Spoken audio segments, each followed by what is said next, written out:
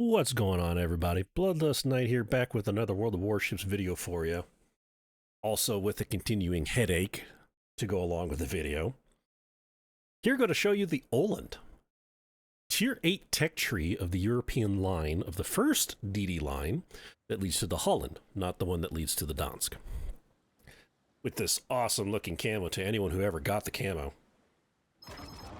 Back at the old Space Hunters event, they need to bring that event back. That was an awesome event. But anyways, the Tier 8 Öland. This is by far one of my favorite destroyers in the game to play. I enjoy this ship a lot.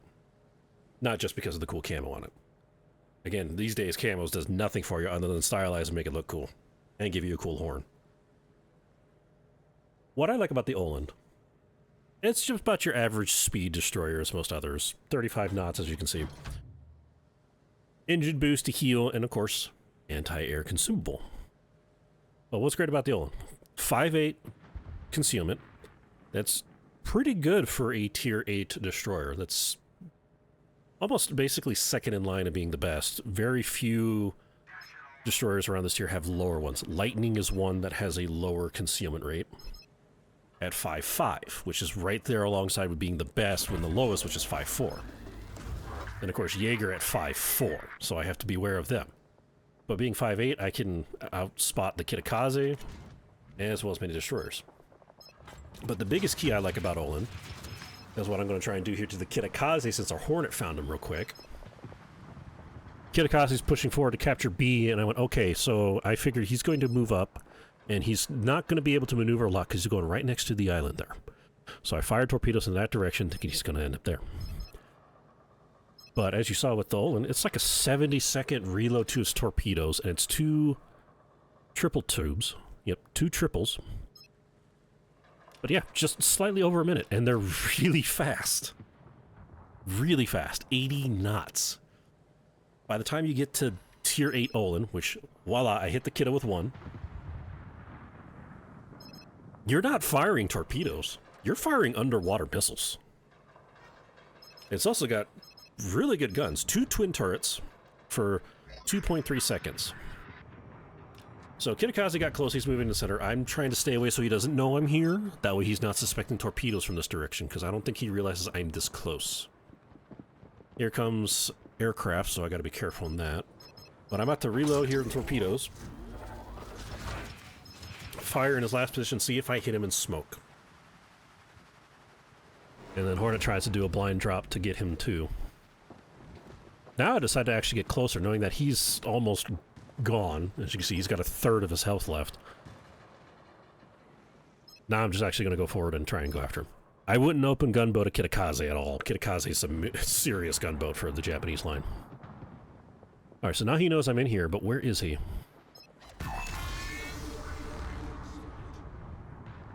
Well, he's back at the dock. Okay. Well, there goes Kitakaze. Just like that. There's the first kill. 2 hits, 2 floods. So once you get the flag on, as well as get the commander skill for it, which this is a new commander, he doesn't have it yet, these things actually do have a high chance of flooding. So now here you are, Kitakaze's down. I am now about almost 10 seconds away from reloading again. Now I'm going to aim at the Alabama. Now, keynote, I've now been practicing on this with my torpedoes, because lately I've been actually terrible earlier this last year. Seeing that he's not really changing, then I went, okay, I think he's going to turn too, because he's getting too close. So I white lined one and then shifted another. Now we're going to see if I get Alabama. Looks like he's still straight sailing. But right there. Quick reload of the torpedoes. Firing again. That makes it just interestingly fun for this destroyer. Just to constantly keep shooting torpedoes at enemy battleships. Now, I may not have done all the damage, but I did finish him off, so there's kill number 2. And yeah, you are definitely not doing much damage at all. So that 4,000 damage wasn't just because that's all the HP he has left. They really don't do a whole lot of damage. But the other nice utility with the Öland, again, with the quick reload and super speed of these torpedoes, you have really good anti-air. Some of the strongest for destroyers in the game. So there's that you can utilize, where if you're around next to your fleet, you can use your anti-air to stop those, like the Lexington and the Kearsarge. And with the anti-air consumable, it really helps. You get engine boost to move a little faster, but again, you're about average speed as other destroyers, and you do have a heal. Not a very strong one, but that heal does help you last longer, and is definitely needed to have that heal since you do not have smoke with this line. But with the utilities of what this ship does, it's why I enjoy it so much. When I first got the Öland, when it first came out, that was also after the CV got reworked to be as they are now, or be stronger than they were back then. You couldn't do destroyers a whole lot. That was when the rocket planes were instant. They instantly fired, not this lineup with machine guns then fire. So it made it very difficult to play. But realizing Öland's potential with its anti-air, it's been the one destroyer that I was able to play back then. That AA was just superb. I love the AA. Alright, Cohorn's about to go. If we can get him, I have access to this whole south, because Cohorn's one I don't want to shoot. He is a light cruiser. It's the light Dutch cruiser with bomb drops. We definitely need him to go too, because his bomb drops are... Uh-oh. Who spotted me? Well, the only thing I can think of, Lightning's over there in A. There he is. Another European destroyer, and it is a premium. It's the Jaeger. So with how fast my torpedo shoots, Jaeger is far worse because Jaeger has a better concealment. Nowhere near as great of firepower to your turrets as I do with the Öland, but the Jaeger is far worse just because it's got, what, 4 triple tubes? We'll look at it here real quick. Well, it doesn't say. I believe it is 4 triple tubes. It fires 12. 12 kilometers, also as fast. They don't do a whole lot of damage, but I mean, just that much and quick reload. It makes it, Jaeger's just so annoying, especially with having the best concealment in the game. There goes 2 of them. See how fast they are?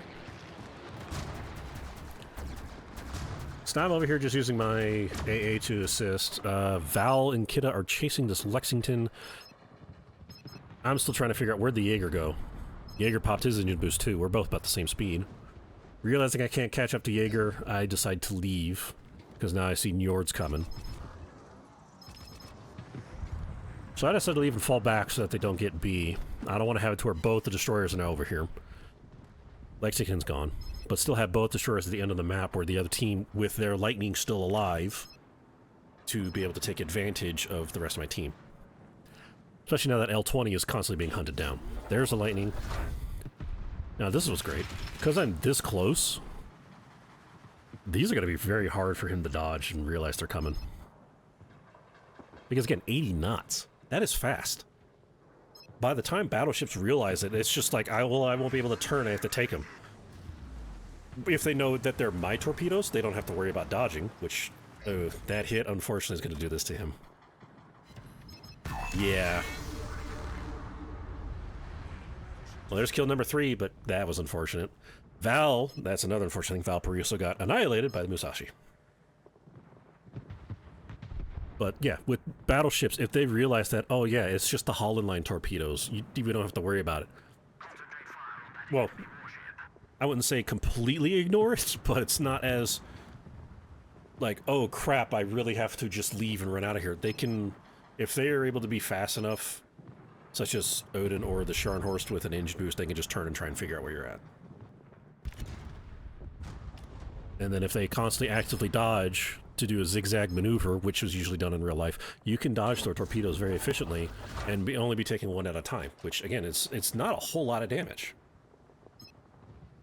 That's what I usually do when I go against them. It's like, okay, I figure where they're at. Which tier is it? Oh, it's the tier 6 Vasaras, or it's the tier 7 Store. And I'm like, maybe I can. With a cruiser, I will chase it. Battleship, I'm like, maybe, maybe not. I'll just guard ahead and turn and move away. Because the other downside to these really fast-loading torpedoes is, well, they're very narrow. The firing arc is very narrow, so that makes it to where if they know where you're at and angle in that position, they can dodge you. I send those to Musashi hoping to hit them. Lightning's deciding to stay away. If Lightning's Hydra's on, Musashi will dodge those. This will just slow down. Kitakaze is now open gunboating against the Kearsarge. Kearsarge is playing that thing completely incorrect. And unfortunately, we lost our Aegir to the Minnesota. Oh, looks like Musashi did slow down, so those torpedoes didn't get him. And what I mean about Kearsarge playing it correctly, he's playing it like a CV again. And then what I do mean again is I've seen so many people play hybrid ships, and that's what they do. They don't play it as a hybrid ship, they play it as an aircraft carrier, and that's completely wrong. Because right now, Kitakaze is just open gunboating, farming the Kearsarge to no end. All entirely his. Kearsarge was at full health. As you can see, he's now almost at half. Somebody smacked him at the end, but then Kitakaze finish it off. Unfortunately, Jaeger was still there, and Jaeger got him with a torpedo. Would have been nice to still have the Kitakaze alive, so that we still have someone over there. I especially need help to go against, like, the Lightning. There's Musashi. Minnesota's almost gone. Salmon's still full health. I decided... This is another reason I came this way. I need to stop the Lightning, and I need to get that salmon. Also some lemon pepper with the salmon. It actually sounds really good. So knowing Lightning's out and Musashi's out, somebody is in B... Oh, hello. Hi, Jaeger. Not in a position to use his guns or torpedoes. So this is my opportunity to try and do as much as I can. He needs to go. There goes one. Ah, he does have 4. Okay, and nope. Well, I didn't have anyone else to help shoot, unfortunately, and I had to get out the way. Seeing he turned, I don't want to be broadside to him with his 12 torpedoes coming at me. But now knowing he's almost dead, he's not going to pop out anytime soon. So I decided to leave it. Okay, he's there. He's not in a threatening position to me or my team. I can deal with him later. I need to go and turn around and focus on the salmon and the Lightning. Lightning's over here. There goes Jaeger, so we found Jaeger. I turn around just to take this position because I think Musashi... Yep, Musashi's turning back. I don't think those are going to hit Lightning. Lightning does have Hydro. But I am turning to be in a better position to not deal with the Lightning, because Lightning can easily hide. Quick burst smoke, 5 kilometer concealment. Oh, there he is. Alright, he's almost gone. Quick, let's get him. Got that. Oh, where'd he go? Uh-oh. Oh, no, he disappeared. Don't know where he's at, and they know where I'm at. Alright, there goes the planes. Get him, Hornet. Find him. We need those DDs gone. I am the last one on the team, and if I'm gone, this is probably going to be a loss if I go. So I point, hey, go over here, find this Lightning. We need the Lightning. There he is. Almost gone. Nope. Nope. Nope. That's probably a nope. That was a nope. That was a nope. Yep, orange turning around and just, ugh. Yep, nopes everywhere. Come on, get him. There we go, finally. Yeah, I don't know what happened there. It's my camera angle. I don't know which one turret the camera's going off. I think it was the rear one which threw everything off. Minnesota healed up. Oh, that's not good. We didn't need him to heal up. Alright, see if I can try and hit him. What's he doing? I think he's going to turn in. Victoria's now charging, and there's Musashi, still near full health. And there's the sub. The enemy sub's all the way over there. I need to go after that sub. But Minnesota's in the way. I don't want it to where the sub sees me, then he dives, and the Minnesota sees me the whole time. Alright. Okay, Victoria, it's up to you. We just lost Palmer. Musashi's just taking everything out this match. Yep, and that's a miss. Alright, come on, Victoria. Get him. Get the Minnesota. Get him out of here. When he's gone, I am after that sub. And again, this is what I love about the Öland. Try not to be a gunboat, but you do have decent guns to go against other DDs. Just be an annoying torp boat. Uh-oh, you're almost gone, Victoria. Get your burst fire going. Why are you firing HE? And they didn't do it. Well, he's gone. Is he on fire? No, he disappeared. Alright, so I guess I gotta finish him off. I was hoping to not open fire. There we go. Oh, hey! There's my 5th kill. I was hoping I didn't have to open fire so that he doesn't know where I'm at, but... Hey, we found each other. Alright, now I just gotta take out this salmon, and we definitely win the game, because we still have 2 caps. Jaeger's almost gone. The biggest threat, of course, is Musashi, which thankfully we still have our Hornet. So salmon goes down, and I look at the minimap, and I see the direction he is turning. Always use the minimap when they're that low and you don't know where they're turning. Now you see that meter, he's actually coming back up. So I had when I saw that, I went, okay, he's going to try and ram me. So I begin dropping depth charges. Oh, hi, salmon, how you doing? Oh, this is embarrassing. Dev struck torp a submarine. So that's embarrassing. But that's because I anticipated what salmon was going to do. I was within 3 kilometers, so his torpedoes were going to do nothing to me, so he was going to go for the ram. So that's what I did. And with that, there's the win. Musashi and Jaeger are still alive. So on all, a crazy thing of what I had to do here with the Öland just to try and get the victory at the end. A lot of teams, both sides, mine and theirs, did a lot of mistakes. Kitakata made the mistake of just sitting still in the smoke, got him out early. Alabama made the mistake of just charging forward and straight lining.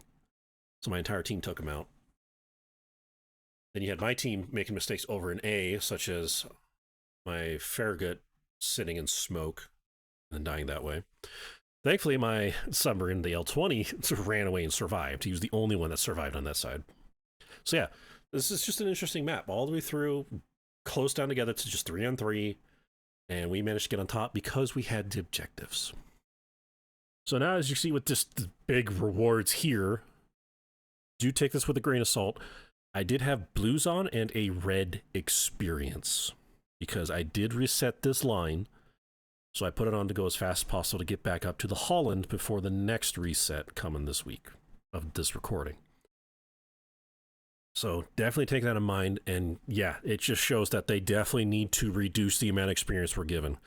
Because the funny thing too, this match made it to where I instantly completed the Öland. It was already fully upgraded at this point, and I needed over 100,000 more. That pushed it, along with a previous match, instantly done, 2 matches done. Then there's the next tier, which is Ostergotland. They really need to lower the amount of experience we're getting. Red ship experience, blue free experience, right there. That's 80, almost 90,000 experience from just this match alone. But strangely, even with a blue, and I did have the bonus because of that camo, that's the most credits I have received on a tech tree. Well, it did definitely help get the Ostergotland. Dev struck the sub at the end, did get first blood on Kitakaze, and got Kraken with 6 kills total. And yeah, got the E. So there we go. Öland, one of my favorite ships, got the efficient badge, or basically aced it for those of you who watched me for World of Tanks. It's done. So that made me happy, because again, I love this ship. This is my favorite tier 8. 66,000 damage, and you're going to see the other half of how I got the E. 6 kills, 1 assisted in destruction, so definitely more than half the team I was a heavy contributor to. 5 incapacitations, 6 floodings, because the torpedoes, like I said, have a high percentage of flooding. Spotted half the team. 48 hits, you got really good guns, especially against other destroyers, but do note you're not going to be able to fight all the destroyers. There are some that will overpower you in that aspect, like the Kitakaze. 9 torp hits, 2 depth charges, 2 of them did hit the sub at the end. 4 aircrafts, the Lexington was smart to stay away from me, but he actually really didn't fly over me as much. 2 defended, 1 assistant capture. Over here, yep, 2604. Woo boy. That is still not the most XP I have earned in any ship, but it's right up there on the top 5 now. That's for sure. So, that's what I love about the Öland. It's an amazing ship. Definitely go down this line. Not the Dansk. Dansk is definitely for advanced players. Dansk is really hard to play. But Holland line, beauty. So there's a salmon. Dev struck him. All the way gone. There's Njord. I finished Njord at the end. 3 hits, so 14,000. Like I said, your torpedoes aren't doing a whole lot of damage. So let me look at one where I didn't finish. I just shot the Jaeger like crazy. Oh no, actually, because I finished off most of them.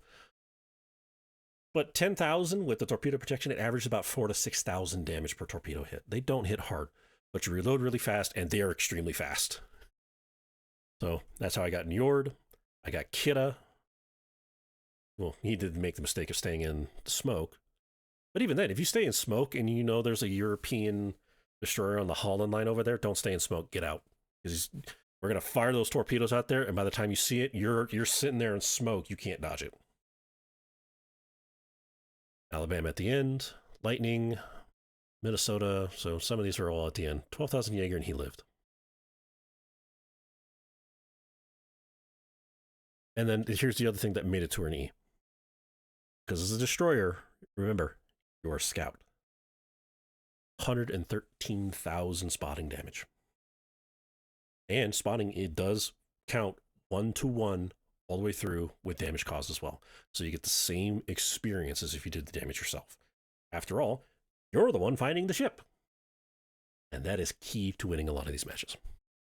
So all in all, excellent, as it should have been called. Excellent match for the Öland. I am happy I got the E on this and happy that I got it back. I've missed this ship a lot. And with that, let me know what you think about this match down in the comments. And let me know if you actually have this line too and you also enjoy it as much as I do. I love the Öland, and when I finally decided to play the Holland before I reset, the Holland's amazing too. So let me know that down in the comments. And do hit that subscribe button for more video content like this. Give it a thumbs up if you like this match. Thumbs down if you hate it. I can reverse that there. Been having an off day. But yeah, hit the thumbs up if you like it. Thumbs down if you hate it. Subscribe button for more content like this. And if you were there, you could still see me play this match live over on my Twitch channel, twitch.tv/bloodlustnight. So do give that a follow to where you can see these matches live. And with that, thank you all so much for being here. Thank you for watching. Stay safe, and I hope to see you next time.